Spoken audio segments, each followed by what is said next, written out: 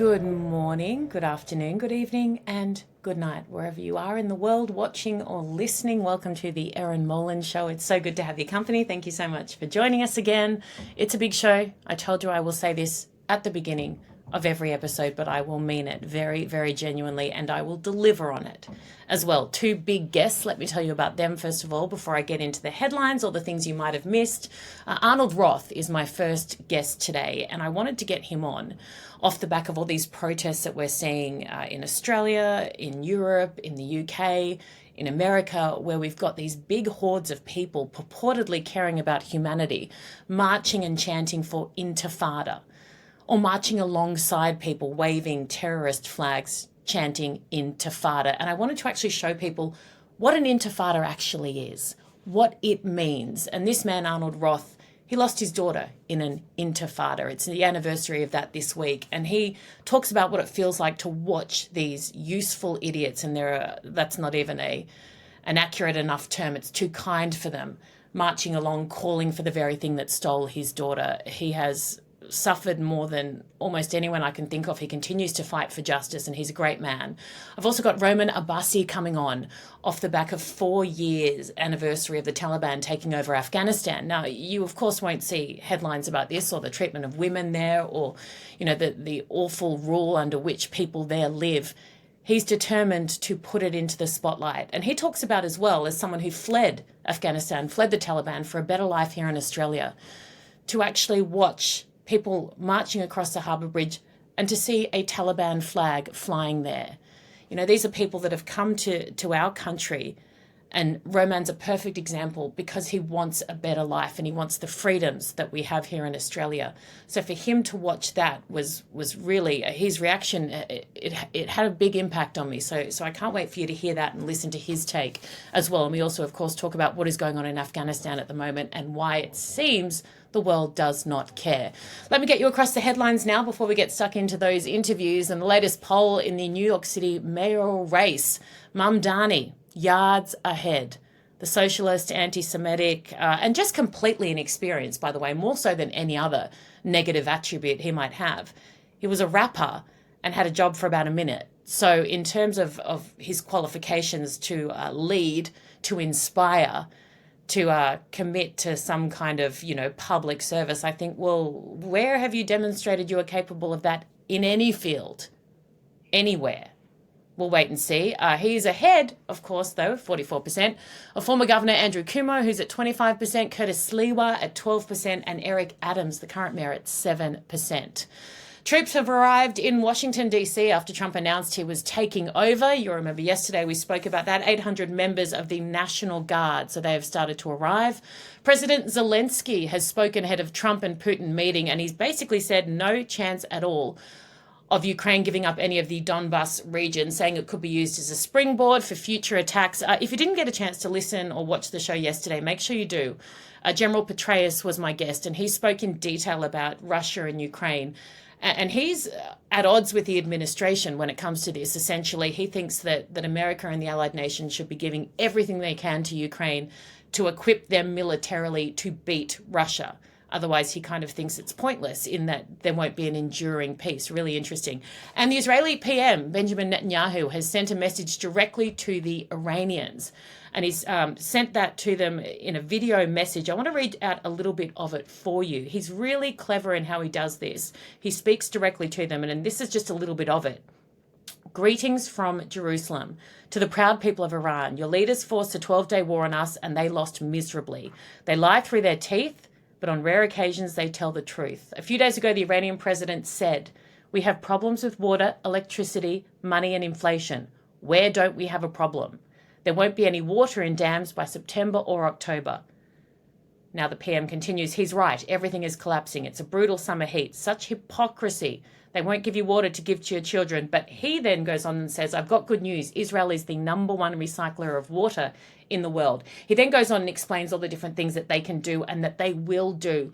And he wants the Iranian people to rise up. Over 80% of them hate this Islamic regime. They are terrorists who rule Iran. It is a miserable, miserable majority of people under their rule. And he's saying to them, rise up and we will flood you with water. We will show you how to recycle.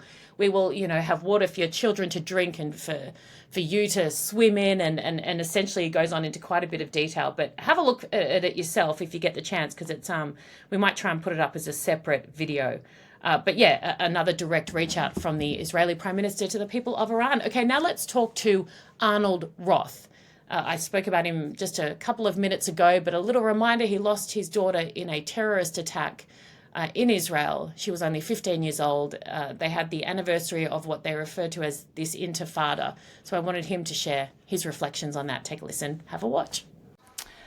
Arnold Roth, thank you so very much for joining me. I really appreciate it, and lovely to see you again. It's nice to be here. Thank you. I saw something pop up this week which said, remembering the Intifada. On Thursday, August 9, 2001, a Palestinian terrorist detonated a bomb in a pizzeria in central Jerusalem, killing 16 and injuring 130. Your daughter was one of those people killed.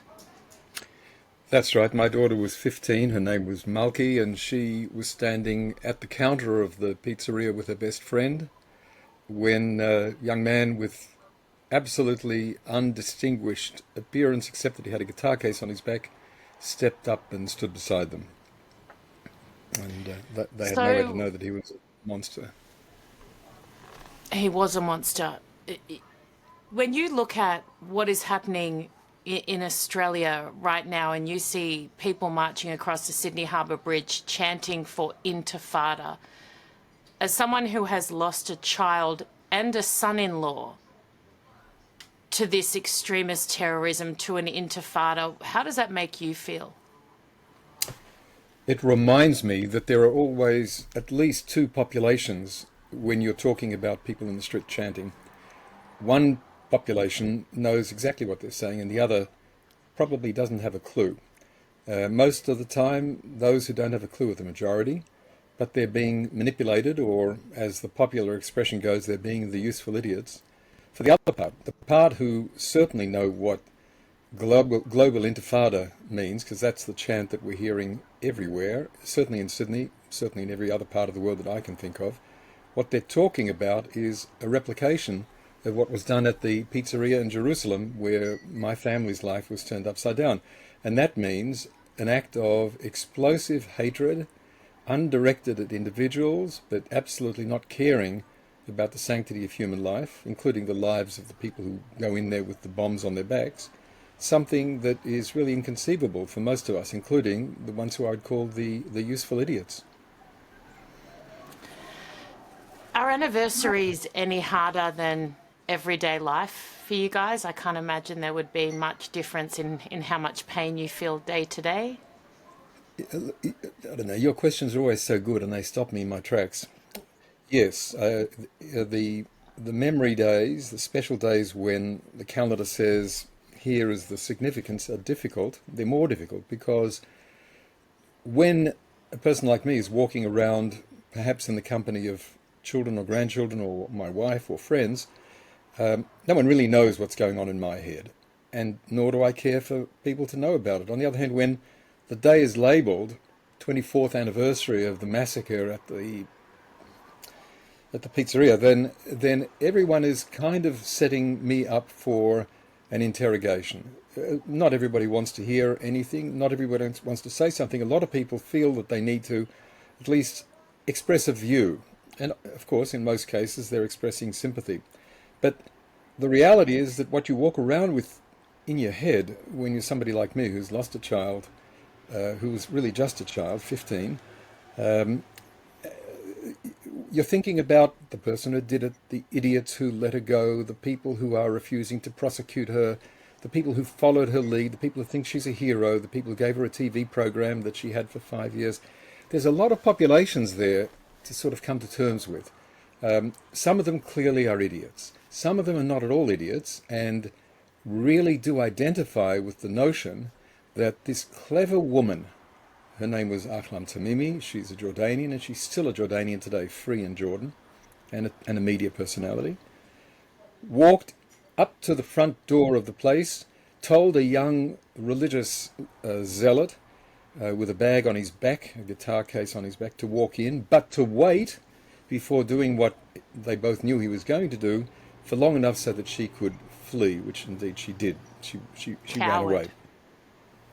You could say. I mean, she's lived a full and productive life as a terrorist every day since then, and will continue to be a terrorist, because her message is that what I did that day in 2001 and what the young martyr who I brought there did that day was, it was Intifada. It was this magic incantation where you take something that the rest of the world thinks is obscene, so hateful, so inconsiderate of others, so demeaning of the meaning of human life, and they've turned it into the greatest moment, as she calls it repeatedly, my operation, Allah gave me the privilege, and so on and so on. Where are you up to with trying to get this, I don't even want to say woman, but this vile terrorist held to account and prosecuted for what she did? Where is that battle up to? Malky had American citizenship, and there were two other victims who were also American citizens. And when I discovered in 2012 that there was an American law that allowed us to go after her, I went after her. That process has been agonizing. Where we are today in August 2025 is that there's a long line of public figures, which include the presidents of the United States and the secretaries of state of the United States, and this is all in the United States because only the United States has this particular law, who have said and keep saying this case is a foremost priority for the United States, and then do absolutely nothing. So in a certain sense, I see myself here as the victim of a kind of a prank. There are people all around me saying, oh, this is a terrible thing, our heart goes out to you, thoughts and prayers, and we really need to get her to justice. And then they leave the room, and then I'm left with my wife trying to get justice. So where we are in the justice process is that there's been a constant progress, but at a pretty slow pace. And the current state of it is that my wife Frimit and I had a private meeting with the district, with the U.S. Attorney for the District of Columbia, Judge Jeannie Pirro, who's a TV personality in her own right, Yeah. past, who impressed us as being dead serious about wanting to push this prosecution forward, while at the same time reminding us that the decisions aren't all on her desk but involve other people. And at that point I'll sort of leave that stream of the conversation because I know much more than I can talk about or want to talk about. The case is really complicated, not by any legal considerations. It's all about politics. It's about politics and politicians. And heaven preserve all of us from politics and politicians. I can't even imagine. You've got that battle going on, and I know you're not the type of person to ever give up. You also lost your son-in-law. You've got two little grandkids, your daughter's children who are now growing up without a dad. He was killed in Gaza. Is that correct? And All how that are is they correct, going? yeah. And Right. how do you... Okay. Your sighs are really coming from me because I sigh all the time. Look, I don't want to minimize it, and I don't want to ask people to sort of buy into what it means for us, because no one really understands what it means for the people going through it. All I can say is that here in Israel, there's been an incredible outpouring of support for the idea that we're really all in this together, and we need to do what we need to do in order to keep the monsters like Ahlam Tamimi, who sent the human bomb, and the people who prepared the bombs, and all the others in that chain, the people who are the global Intifada. We need to keep them away from us, and at this point we need to defeat them, because we already know that if we take Gaza as the fortress which they created, with the help of useful idiots from all over the world who provided the money and the concrete and the support and the interference, then they did that in order to maintain war forever or until they defeat us. And they haven't stopped. They've got lots of young Israelis buried underground, alive in tunnels that took years to build and cost hundreds of millions of dollars of money that no one knew they had. And they're going to keep those people there and keep firing rockets, as they did yesterday. There were 2 rockets that were fired from there until they are stopped. Now, from an Israeli point of view, as the father of a child who was murdered, as the father of another child who lost her husband coming on now for 18 months ago, we know what the enemy is. We know who we are. What we don't know is why is it being perceived in such a distorted way outside. I don't believe there's any body of people anywhere in the world who would put up with the situation we've put up with for years. Gaza, Hamas, a death cult, people who really are ready to sacrifice their own children, to give up their own children without a blink. They say it all the time and they mean it and they do it, just in order to create devastation on our side. Now, we're not interested in devastation, not of them and not of us, but the mood here has become very bitter, and there's a general understanding, not everybody, but almost everybody, realizing that if we don't actually remove that threat, the threat will continue to metastasize like cancer, and we will pay a big price forever and ever. And the will to do that is gone. So losing a son in that battle comes against the background where on the day that that war began, on the 7th of October 2023, and we're a religious family, he came back from synagogue and told his wife, I've just heard that this and that and so on have happened. And even though we don't drive on days like that, and it was a Sabbath, I'm going to get in my car and go to my military unit, which I haven't been to for, I think, 10 years at that point, and just make my contribution. And like him, tens of thousands, hundreds of thousands of others, not because anyone's pursuing, any of these ugly things that are being laid at our feet, like genocide, but because we know who we're dealing with, and we have children and grandchildren to protect, and the other side don't give a hoot about the damage they do. I could not agree with you more. Could not agree with you more. A final question. It would be remiss of me not to ask you about the Australian government's decision this week to officially recognise a Palestinian state, one that is still has Hamas fully in control, one that, in my opinion, rewards the acts of October 7 and all the terrorism prior. What is your reaction to that? Well, first of all, the reaction that I have is exactly the same as yours. It's clearly being perceived, even if the useful idiots in Canberra don't intend it this way, it's perceived and will be marketed as a reward for what they did on the 7th of October. If I were a Palestinian Arab patriot, if such a thing existed, I'd be really disappointed, because I would know that there's no real thinking process behind this. This is knee-jerk politics, the very worst kind of thing that politicians can do. Showing support for a cause that doesn't even define itself as suitable for a cause. I mean, which government is going to be in charge of Palestine? When are they going to start and when are they going to end the civil war that is inevitably going to result? When are they going to put power back in the hands of the people? Anyone who looks at what's going on in Gaza sees food, aid, everything that gets delivered by air or by truck being hijacked for the personal benefit of the very fat people, most of them, who run and are Hamas. Anyone who doesn't see these things meets my definition of a useful idiot. It's not going to bring peace. It's not going to bring a Palestinian state. It's certainly not going to bring a better life for the people in the area. I can't say that any better. Arnold, thank you again for continuing to agree to share your story for what I know you hope will be the greater good. I know it will come, even though it feels helpless at times. And again, I don't want to be one of those people that keeps saying to you, I'll continue to fight for you with whatever power and means I have. I will continue. Thank you. And I believe you, Erin. I don't know what else to... Yeah, just thank you so much. And keep doing what you do. Bless you.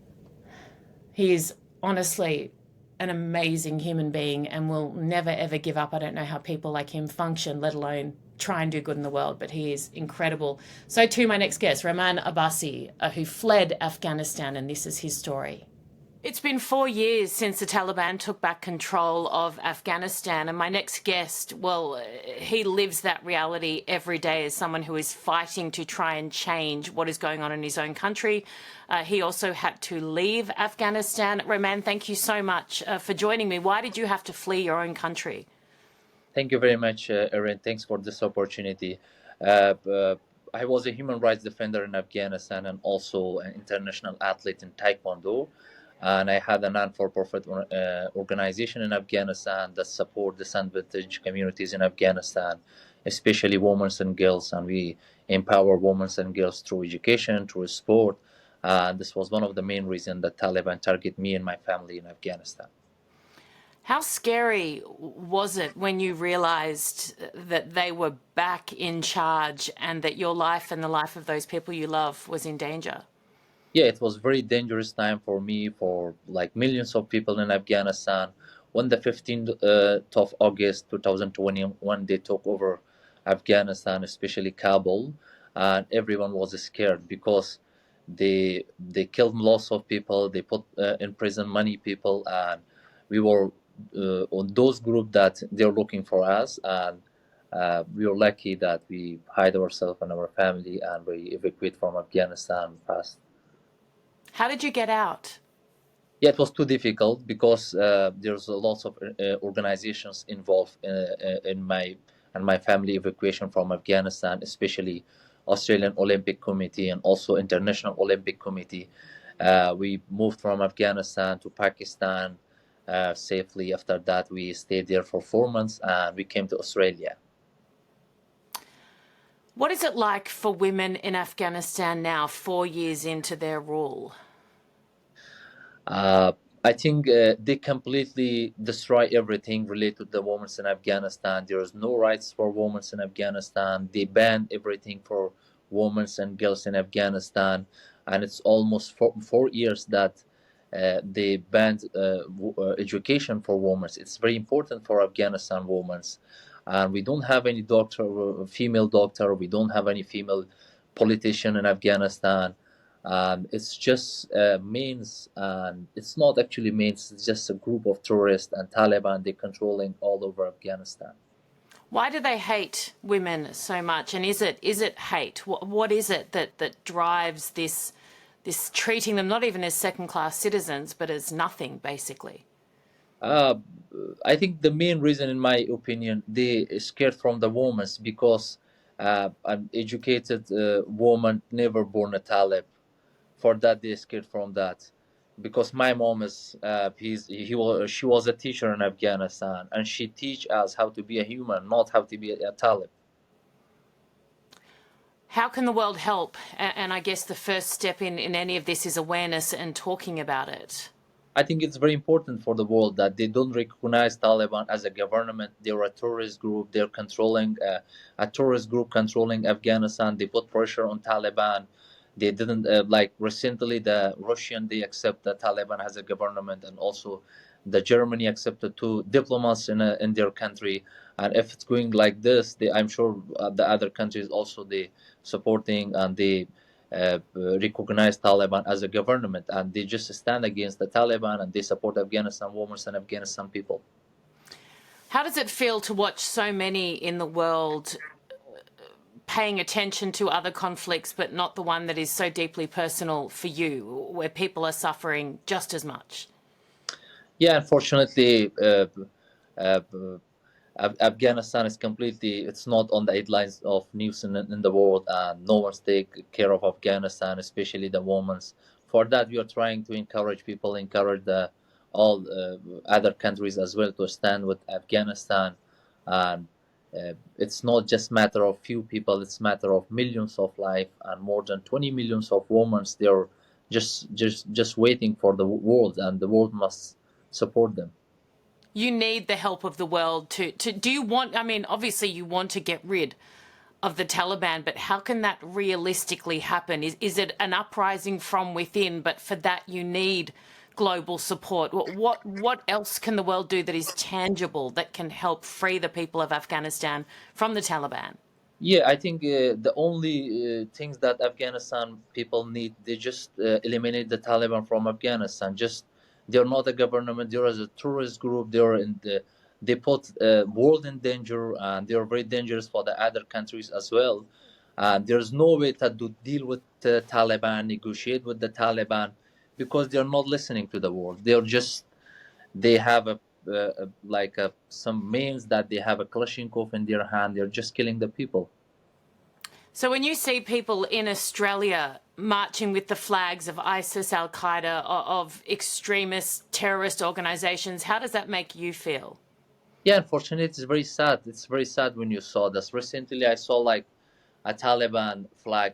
There was a somewhere I forgot the place, but when I saw the Taliban flag in Sydney, it's very traumatic for me, because I escaped from that flag from Afghanistan. Now I saw the same flag in Sydney, and I was just scared that maybe Sydney is also not safe for me and my family, because how a person represent Taliban in Sydney, that for thousands of Afghan, when they leave Afghanistan, they're now in Australia. It's very sad for them to saw again the same flag in Sydney. It's a flag of a tourist group. Do you still have women over there that are part of your family, women that you care about, and are you able to talk to them? Like, what is communication like? Yeah, the communication is normal. We are just talking through the WhatsApp and Facebook. But yeah, I have a relative. I have a lots of my families. Everyone is there, and all my people there. Afghanistan people is there, and millions of women is there. All of them is my relative. All of them is my people. And when we talk with them through the social media, and when I hear the news about what's happening in situation, it's very dangerous, and it make me like very sad every day when I hear those news from Afghanistan. I assume you're not going to give up on fighting for them? Yeah, absolutely. Yeah. I will not give up, because I'm doing as much as I can for Afghanistan people. Through I had a lot of campaigns through social media, and I stand against Taliban through social media. It's the only way that I can use. I use my pen and I use my platforms to stand against them. So, Roman, before I let you go, and thank you so much for helping us shed some light on this very important issue. It's Black August for Afghanistan. You want people to get behind this, to share it wherever they can. Yeah, absolutely. Just 3 days left for 15th of August, and I encourage everyone to stand against Taliban, and stand with Afghanistan people. And this hashtag is for Afghanistan people and for those that they're in Taliban control. Thank you so much again for joining us. Really appreciate it. Thank you very much, Erin. Thank you very much. Thanks for your time. Well, now it's time, before we go, for fan feedback. And yes, we call it fan feedback, even if it's not overly complimentary, because, well, I mean, you're watching, you're looking, you're taking the time to come to somewhere where you hope I will see, to engage with me, even if it's in a negative way. So yes, you are a fan. Let's start with X plus Y plus Z on X, who says, Erin now road testing her new crack whore in dungeon look. I just want to see her OnlyFans page. Well, you won't, ever. Good looks, but no brains, says Tori. I don't understand how anyone can think that I would be insulted by that. Because I'm not looking to them to confirm I have a brain. I'm very well aware of my capabilities and my vulnerabilities and flaws. And I do have a brain, a fairly high-functioning one. But to say I've got good looks from someone who clearly hates me, that is a win every day of the week. And yes, I'm a sad, sad person at times, because I enjoy being told that. So thank you so much. Oh, here we go. Okay, what else do we have? Oh, right-wing Zionist Erin Molan, a clone of her nasty father. That's from Conservative Scum. I'm not right-wing, actually, at all. I'm quite socially progressive. And my dad is amazing, and if I'm a clone of him, then that is a wonderful compliment as well. I don't know why these people think I'd be hurt by this. Now, on to the General Petraeus, a little bit of feedback there. General Petraeus is one of the few that do suggest an alternative instead of only criticising Israel. He deserves respect for that. One question, though, are walls effective against tunnels? It's a really good point. Pamela says, Putin is not normal. Apparently he cares little about his own people. That will eventually be his downfall. I mean, I think it's very, very obvious that he cares not for his own people, let alone anyone else's. What else do we have? This is from Busan, how can the most illustrious general compare the intervention in Iraq to Gaza? It's simply insane. In Iraq, the coalition was almost global, while in Gaza, thanks to the West and the UN, only Israel and part of America actually slowed down Iran's nuclear capability. And in Gaza, where 50 hostages are still being held, if they decide... I made this point to the general as well in the interview when he was talking about the step-by-step way of essentially doing it like they did the Battle of Fallujah in Iraq. And I said, it's a very different set of circumstances when you're going in and you need to get locals on side and you need to convince them to trust you, basically, get rid of the terrorists. It's a very different situation in Gaza in terms of how they feel. You're right, it's only Israel, essentially, on the ground in there. They're raised to hate these people. They want to destroy them. It's their mandate, essentially, of the government who runs Gaza, Hamas, the terrorist organization. So I get that completely. And he said that as well, but he thinks that there's been a shift, as do I, in terms of sentiment on the ground there. People are turning against Hamas, but I still think it's a very complex set of circumstances. So you make a very good point. Trump says, I'm going to meet Putin, I'm going to Russia, when he meant Alaska, not remembering that they used to belong to Russia. Okay, that's interesting. And it's all good, morning, noon, or night. That's very kind of you. And then some, great interview. He's amazing. Superb interview, great insights. Yeah, I thought he was really, really fascinating. And I think he shared a lot more than I was expecting him to share. Thank you so much for watching, for listening, for joining us here. And I can't wait to see you next week. It'll be Monday, 6 a.m. ET time. And I'm horrendous with time zones, so y'all can calculate that for wherever you are. We'll see you next week. Take care.